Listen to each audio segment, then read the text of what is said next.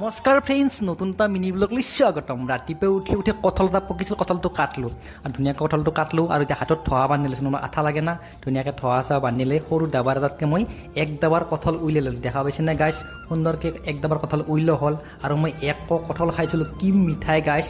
এতিয়া ফাৰ্মাচীত যাম, বাইকখন উলিয়াই ল'লোঁ আৰু বাইকখন উলিয়াই চাওঁ যে বাহিৰত মস্ত বৰষুণ দি থকাৰ কাৰণে মই এইবাৰ ৰেইনকোটযোৰা উলিয়াই আনিলোঁ আৰু সুন্দৰকৈ ৰেইনকোটযোৰা উলিয়াই আনি ধুনীয়াকৈ পিন্ধি ল'লোঁ। ৰেইনকোটযোৰা পিন্ধিলে বাহিৰত দি আহিলোঁ, আহি ৰাস্তাত দেখা পালে এজন নিসহায় মানুহ, অন্ধ মানুহ।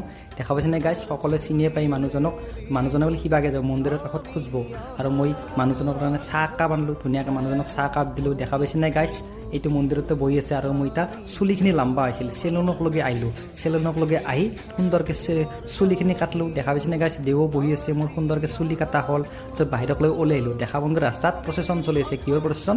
ইণ্ডিপেণ্ডেন্স ডেৰ প্ৰচেছন, ঘৰ ঘৰ তিৰংগা। এইটোৱে মিনি ব্লগ। ভিডিঅ'টো সম্পূৰ্ণ কৰি চোৱাৰ বাবে ধন্যবাদ।